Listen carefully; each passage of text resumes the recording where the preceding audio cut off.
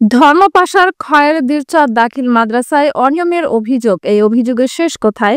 সুনামগঞ্জের ধর্মপাশা উপজেলার সেলবরস ইউনিয়নের খয়েরদিরচর দাখিল মাদ্রাসায় দীর্ঘদিন ধরে চলমান অনিয়ম, দুর্নীতি ও জবাবদিহিতার অভাবে প্রশ্নের মুখে পড়ছে প্রতিষ্ঠানটির শিক্ষা কার্যক্রম। অতিরিক্ত অর্থ আদায় থেকে শুরু করে পরীক্ষার জালিয়াতি, বিভিন্ন অভিযোগ তুলেছেন শিক্ষক, অভিভাবক ও স্থানীয়রা। বিস্তারিত জানাচ্ছেন আমাদের প্রতিনিধি সাইফুল ইসলাম। সুনামগঞ্জের প্রত্যন্ত জনপদ ধর্মপাশার খয়েরদিরচর এখানকার একমাত্র মাধ্যমিক ধর্মীয় শিক্ষা প্রতিষ্ঠান খয়েরদিরচর দাখিল মাদ্রাসা। শিক্ষার্থীদের ভবিষ্যৎ গড়ার আশায় যারাই ছুটে আসেন এখানে তাদেরকেই বরণ করে নেওয়া হয় ৩০ বছরেরও বেশি সময় ধরে চলে আসা এক আর্থিক অনিয়মের মাধ্যমে। অভিযোগ উঠেছে ভর্তি ফি, রেজিস্ট্রেশন ফি এবং আইসিটির নামেও শিক্ষার্থীদের কাছ থেকে নিয়মিতভাবে আদায় করা হচ্ছে ২ থেকে ৪ হাজার টাকা। কোনো সরকারি নির্দেশনা কিংবা রসিদ ছাড়াই এই অর্থ নেওয়া হয় বলে অভিযোগ ভুক্তভোগীদের। আমাদের কাছ থেকে ফর্ম ফিল আপের সময় ৪,০০০ টাকা নিছে। এরপরে প্রত্যেকটা কাজে আমাদের কাছ থেকে মানে কোনো কারণ ছাড়াই টাকা চাওয়া হয়েছে এবং অনেক টাকা নিছে। আমাদের অনেক ছাত্র, আমরা এদিকে যারা আছি সবার কাছ থেকেই টাকা নিছে।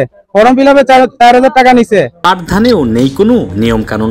ছাত্রদের নিয়মিত উপস্থিতির চেয়ে বেশি দেখা যায় পরীক্ষার সময়। ধর্মীয় শিক্ষা প্রতিষ্ঠানের শৃঙ্খলাও রক্ষা করা হয় না। শিক্ষার্থীদের পোশাকেও নেই কোনো নিয়ম শৃঙ্খলা। শিক্ষার্থীরাও আসছে নিজের মতো করে রংবাহারি পোশাক পরে, দেখলে মনে হবে স্কুল ও কলেজের ছাত্র। ধর্মীয় শিক্ষা প্রতিষ্ঠানের এমন পোশাক নিয়েও আছে নানান প্রশ্ন। আবার অধিকাংশ শিক্ষার্থীরাই জানে না প্রিন্সিপালের নাম। সকাল 10টা থেকে 11টার মধ্যে মাদ্রাসা খুললেও আবার 2 থেকে 2:30টার মধ্যেই বন্ধ করে দেওয়া হয়। তাহলে এমন শিক্ষা কি জাতির মেরুদণ্ড হতে পারবে? এমন প্রশ্নের উত্তর এখন সময়ের দাবি। না, ঠিক হয়েছে না, এটা তো আমি সামনেই বলছি উনির কাছে যে তারা যে 2টার আগে জায়গা, তারা ছাত্র কোন থেকে পড়াইব? কি ছাত্র করবো? আমার ছাত্র না, আরেকজনের আছে কথাটা বাবা ঠিক না, তারা জায়গা।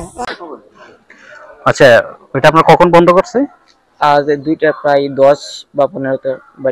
বললে কি হবো, তাদের মতামত, ওরার ইচ্ছা, ওরা যে সময় মন চাই সময় বন্ধ করে চলে যাবা।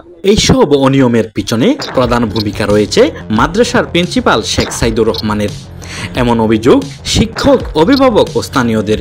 নিয়মিত শিক্ষার্থী না থাকলেও বাজার, মাঠ বা অন্য জায়গা থেকে ভর্তি করা হয় অফিসিয়াল কাগজপত্র ছাড়া।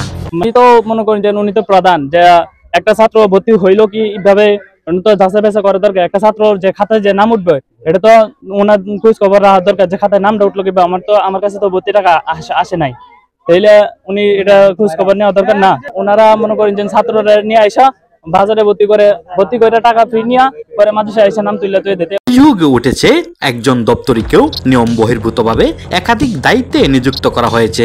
পরীক্ষার সময় একাধিক শিক্ষার্থী অনুপস্থিত থাকলেও খাতায় জাল স্বাক্ষর দিয়ে উপস্থিত দেখানো হয়েছে। এমনকি 17 তারিখের পরীক্ষা 3 দিন আগেই নেওয়া হয়েছে বলে জানা গেছে। যে সহস্রপাশা আছে ওনার কাছে, এরপরে অন্যান্য শিক্ষকের কাছেও টাকা দিছে, যে ফর্ম ফিল আপ করছে। যে আপনার সাথে এই রিলিজটা হওয়ার কথা ছিল, জি। তো আপনার সাথে যে হয় নাই, আপনি কি এটা সুপার মহোদয়কে অবগত করছেন? তো জানেন তো সিস্টেম উনি এভাবে করেন না। এই জন্য এলোমেলো।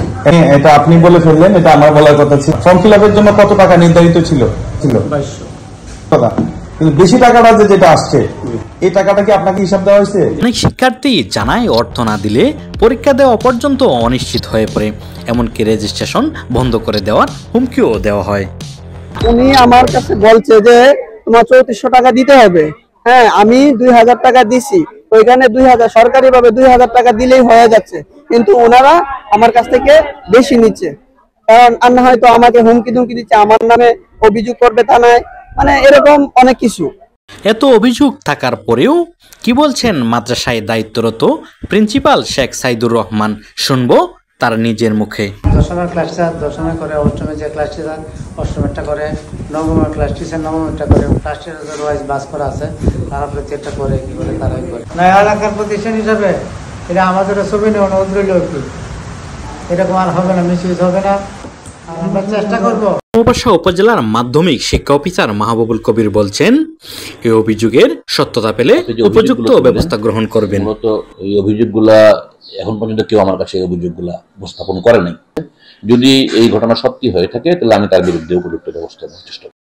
উপজেলা নির্বাহী কর্মকর্তা জনি রায় বলেন, এই অভিযোগের সত্যতা প্রমাণ পেলে তার বিরুদ্ধে আইনানুগ ব্যবস্থা নেবেন বলে জানান তিনি। আপনারা যে বিষয়টা বললেন যে ওনার বিরুদ্ধে যে অভিযোগটা বিভিন্ন টাকা আত্মসাতের যে এলিগেশনটা রয়েছে, সেই এলিগেশনটা আমরা আপনাদের মাধ্যমে জানতে পারলাম। তাহলে আমরা এটা আমাদের আইনগতভাবে বিধিবদ্ধ পরবর্তী ব্যবস্থা আমরা গ্রহণ করব।